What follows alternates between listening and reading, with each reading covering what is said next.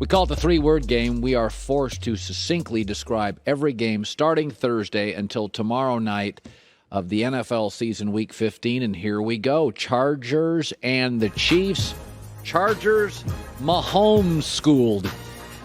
3 touchdown passes, all of them in the fourth and overtime. Didn't play well early, but Patrick had a 106 passer rating, 410 passing yards, which was a season high. And when they really needed Patrick Mahomes, what a surprise, he delivered to Travis Kelce, and this play sealed it. Patriots, Colts, truck, tractor, Taylor. Oh, Jonathan Taylor. 11 straight games with at least 1 touchdown. We loved him out of Wisconsin. He averaged 6 yards per carry. And I predicted the Colts would win last week, and I said, New England's run defense is only 18th. It's not great. There's a lot of I don't want to throw against New England. I do believe you can run right at them, guard, center, guard, and I think the Colts did. Dallas, New York, defense digs in. Trayvon Diggs, first player with 10-plus interceptions. They do what they do. They're a little slow offensively, but the Cowboys' defense does lead the NFL with 23 interceptions and 31 takeaways this year. That's a ton. That's tied for most in the entire National Football League. Houston, Jacksonville, first pick again. Jaguars, second year in a row, will have the first pick in the NFL draft. They don't need a quarterback, so they've got some leverage here. If they want to move down, they certainly could. Tennessee, Pittsburgh, still in it. 4 takeaways by the Steelers. Big Ben's first win with under 200 yards of offense. Yes, the Steelers were outgained by 150 yards. It was painful to watch. But hey, listen, sometimes you're led by D, sometimes you're led by O. That was all defense. Jets, Dolphins, way too close. Miami never led until the 4th. Very competitive game. Zach Wilson had his moments. The Dolphins look to become the first team in league history to win 7+ straight games immediately following 7+ games of losses in the same season. So they're doing it. This was funny, actually. They're doing it the way they're doing it, but right now they got a shot to get in. Green Bay, Baltimore, first to clinch. 3rd straight NFC North title. You know what's interesting about the Packers? They're 11-3 against the spread, and fans love betting favorites, but they're still better than we think. They're the best team in the NFL against the spread, and they nearly blew a 14-point lead. They got a little conservative, which, you can be prone to do, but they hold on and clinch. Detroit, Arizona, trust the Goff-ENSE. Jared Goff, this is a weird stat. 8-0 last 8 times he's faced the Cardinals. But he had 140 passer rating. Jared Goff had the highest completion percentage, 81%, and the highest passer rating, 140, of any quarterback in the league this week. He's had a rough year. Good for Jared Goff. Carolina, Buffalo, not sweet Carolina. They're a mess. They didn't have a kicker against the Bills. Cam's off. It's just bad.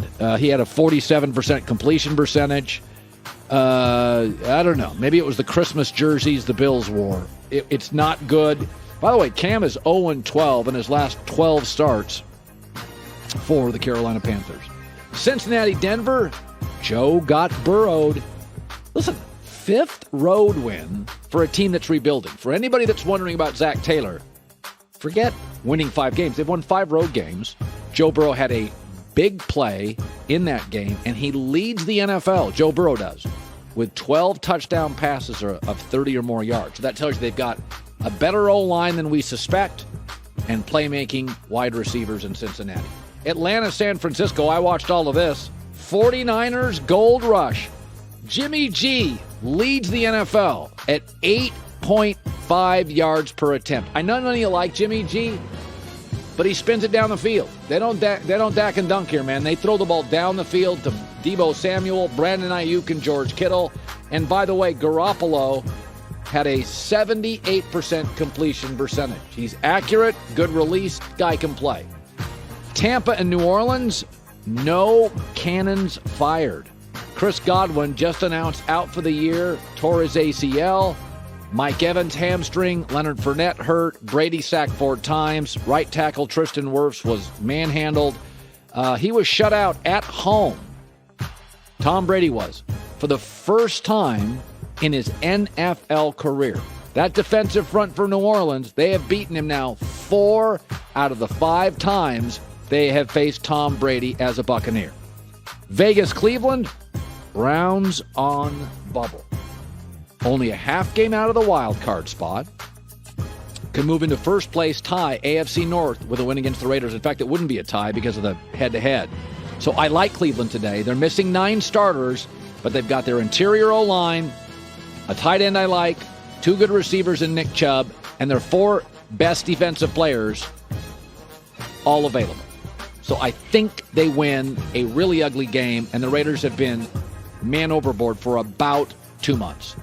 Minnesota, Chicago, tonight barely hanging on. Listen, Justin Fields is coming off his first multiple touchdown game, so I'm interested. Now, the Bears have lost 7 and 8. There are reports that Matt Nagy will be fired after the season, but I think they're interesting. You don't have to be great to be interesting. And I think I want to watch him tonight.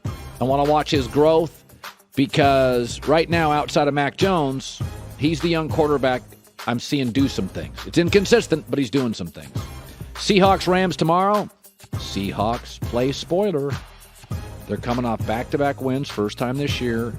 They've got 8 players on the COVID list. But again, they got their left tackle. They got their safety. They got their best linebacker. They've got Russell Wilson. And the Rams currently have 20 players on the COVID list. Now, the Rams have been good. They were good against Arizona shorthanded. My theory's always been you can play a backup quarterback for a couple weeks. You can play shorthanded for 1 or 2 weeks. When you start asking players to overcompensate or a backup quarterback week after week after week, it goes sideways pretty fast. So I like Seattle in this game. And then another one that's interesting, a Washington football team, Philadelphia tomorrow, battle on bubble. They're both 6 and 7, both a half game back of New Orleans. I love Philadelphia in this game. Now, a lot of it is the COVID breakout for Washington. But the thing that Philadelphia has done throughout the course of this year, and Nick Sirianni and Jalen Hurts deserve credit here, they've got an absolute identity. They are the best running team in the league. They're the opposite of the Bills. They're not going to throw it over the top, but they're going to run the ball, own the clock. They do what they do. They're playing to their strengths. And I think Philadelphia is another one of those teams. If they get into the playoffs, somebody's going to be a 10-point favorite over them, and I wouldn't want to play them. They're so unique and so different. Those are the kind of teams that would scare me if I go in as a 12-point favorite. You know, Green Bay played Philadelphia in round 1. I wouldn't want that game. They don't throw the ball down the field. Just run it, take Aaron out of the game. Those are the scary teams. Hi, everybody. Thanks for watching. Subscribe here to get the latest from the show. Also, be sure to check out more of the best clips from The Herd or go watch a few segments from other shows on FS1.